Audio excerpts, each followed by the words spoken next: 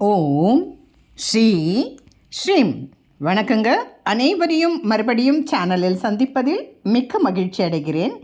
இந்த பதிவில் நாம் பார்க்க இருக்க போகிறது மகா சிவராத்திரி. சிவபெருமான் கருணை கடல், அமிர்தம் வேண்டி தேவர்களும் அசுரர்களும் பார்க்கடலை மந்தாரமலையை மத்தாகவும் வாசுகியை கயிறாகவும் வைத்து கடைய நிறைய வஸ்துக்கள் வந்தது. அதில் மகாலட்சுமி, சந்திர பகவான், கற்பக விருட்சம், காமதேனு, இன்னும் நல்ல விஷயங்கள்லாம் வந்தது. அப்போது அமிர்தம் வந்தது.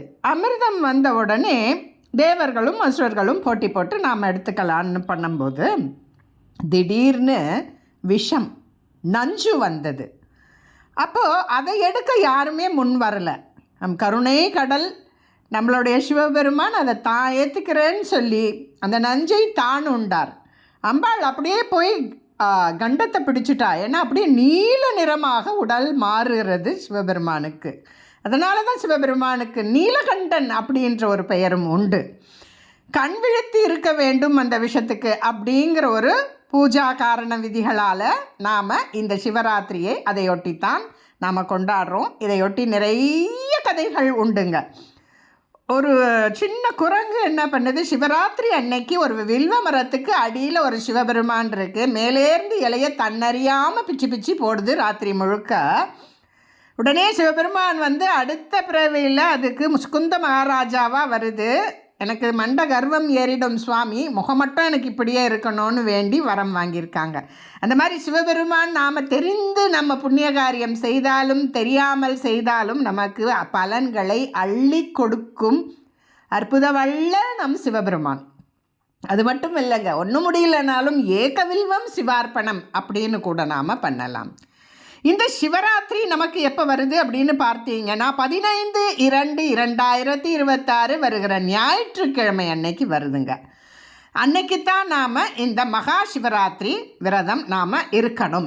விரதம் எப்படி இருக்கணும்னு பார்த்தீங்கன்னா, அன்றைக்கி காலையில் ஒரு 6-7 மணி நம்ம எப்போ எழுந்திருக்கிறோமோ அப்போ ஆரம்பிச்சுட்டு 16ஆம் தேதி திங்கட்கிழமை மாலை அன்றைக்கி 6 மணிக்கு தான் நாம் விரதம் நிறைவு செய்யணும். அதாவது தூங்காமல் இருக்கணும், சாப்பிடாமலும் இருக்கணும். இல்லைங்க எங்களுக்கு உடம்பு முடியல அப்படின்னா விரதம் அவரவர்கள் உடல் வயது வசதிக்கேற்றா போல் நீங்கள் தாராளமாக இருந்துக்கலாம். இதில் கர்ப்பஸ்திரீகள், பாலூட்டும் தாய்மார்கள், குழந்தைகள், வயதானவர்கள் இவங்களுக்கு விதிவிலக்கு உண்டு. சில பேர் அப்படியே ஃபுல்லாக விரதமாக இருக்கலாம். சில பேர் பலகாரம் மட்டும் சாப்பிட்டு இருக்கிறேன்னு சொல்லுவாங்க. சில பேர் ஜூஸ் குடிச்சிக்கிட்டு இருந்துப்பாங்க. சில பேர் பழ வகைகள் சாப்பிட்டு இருப்பாங்க. அது அவங்க விருப்பத்துக்கு ஏற்ற மாதிரி நீங்கள் இருந்துக்கலாம். சரி, இந்த சிவராத்திரி பூஜையுடைய முதல் கால பூஜை அப்படின்னு பார்த்தீங்கன்னா ஞாயிற்றுக்கிழமை அன்னைக்கு மாலையில் 6:11 மணி வரைக்கும், 6:11க்கு ஆரம்பித்து இரவு 9:13 வரைக்கும் இருக்குது. அதுதான் முதல் கால பூஜைன்னு சொல்லுவாங்க. அபிஷேக பொருட்கள் பார்த்திங்கன்னா சிவபெருமானுக்கு தேன் கலந்த பால், ஏலக்காய், குங்குமப்பூ கலந்த பால், பஞ்சாமிர்தம், இது அபிஷேகம். உங்களுக்கு புஷ்பங்கள்னு பார்த்திங்கன்னா தாமரை, ரோஜா இதழ்கள், தானம் வெண்பொங்கல், பச்சைப்பயிறு சுண்டல், பயத்தம்பருப்பு இதெல்லாம் தானம் பண்ணணும் நைவேத்தியம் பண்ணிட்டு. பாராயணம் ரிக்வேதம், அப்படி இல்லைன்னா மந்திரமாவது நீர் என்ற பதிகத்தை ஓதலாம். சிவராத்திரியுடைய 2ஆம் காலம் அன்றைக்கி பார்த்தீங்கன்னா 15/2/2026 ஞாயிற்றுக்கிழமை 9:15 மணிலேருந்து 12:15 மணி வரைக்கும். அபிஷேகம் பார்த்திங்கன்னா தயிர், அரிசி மாவு, பஞ்சகவ்யம், கரும்பு சாறு வச்சு அபிஷேகம். புஷ்பங்கள் பார்த்திங்கன்னா துளசி, முல்லை, மல்லிகை. தானமும் நைவேத்தியம்னு பார்த்திங்கன்னா சாம்பார் சாதம், நிறைய பருப்பு வகைகள், காய்கறி எல்லாம் சேர்த்து செய்யணும்.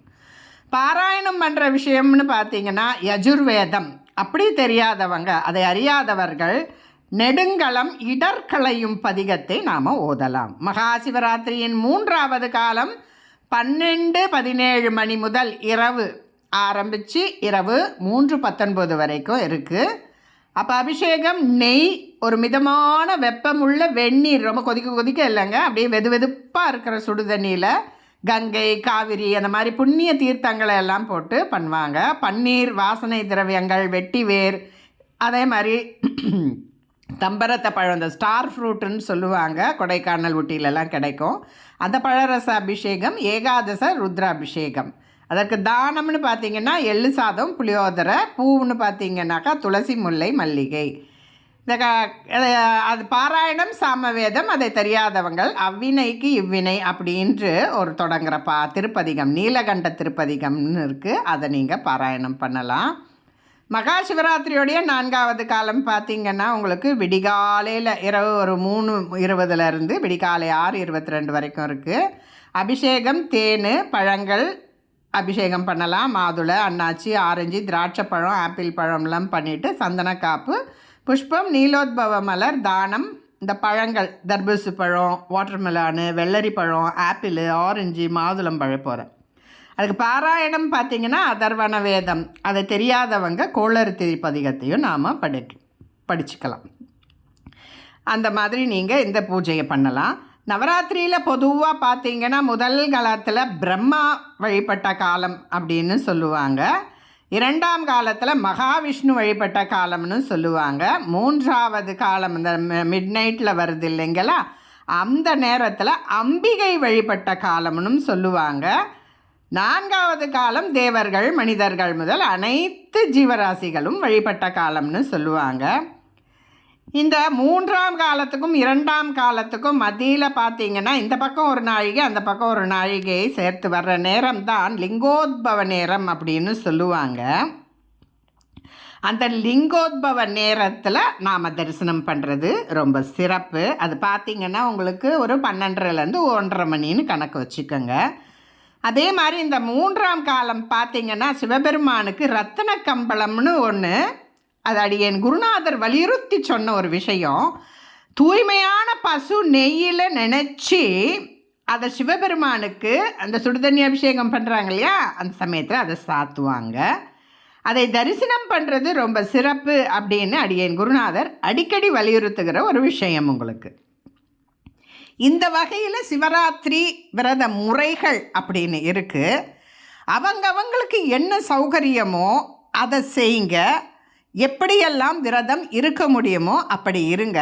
தூங்காமல் கண் விழித்து இருப்பவர்கள் ஞாயிற்றுக்கிழமை அன்னைக்கு ஆரம்பித்து திங்கட்கிழமை மாலை 6 மணிக்கு மேலே நீங்கள் தூங்கலாம். சாப்பிட்றது அப்படி அவ்வளோ நேரம் சாப்பிடாமலாம் இருக்க முடியல, கோயிலுக்கு போனால் பிரசாதம் தருவாங்களேன்னு கொஞ்சமாக எடுத்து நீங்கள் சாப்பிட்டுக்கலாம். இல்லை நான் ரொம்ப பட்டினியாக தான் விரதம் இருப்பேன் அப்படின்னு சில பேர் சொல்கிறவங்க ஆஃபீஸ் போகிறாங்க. ஏன்னா ஞாயிற்றுக்கிழமை விரதம் நல்லா இருக்கலாம், ஏன்னா அன்னைக்கு உங்களுக்கு எல்லாருக்குமே விடுமுறை நாள் தான். அதனால் நீங்கள் அப்படி விரதம் இருங்க. முடியாத பட்சத்தில் பலகாரம் சாப்பிடுங்க. அப்படியும் முடியலன்னா பால், பழம் அந்த மாதிரியெல்லாம் நீங்கள் சாப்பிட்டுக்கங்க. அந்த விரதம் அவங்கவுங்க சௌகரியத்துக்கு ஏற்றாப்புல இருங்க. ஆனால் நம்ம சின்ன பிள்ளையே, இப்போ நாங்கள்லாம் சின்ன பிள்ளையாக இருக்கும்போது எங்கள் பாட்டியெல்லாம் ஏகாதசின்னாக்கா இட்லி சுட்டு வச்சுருவாங்க.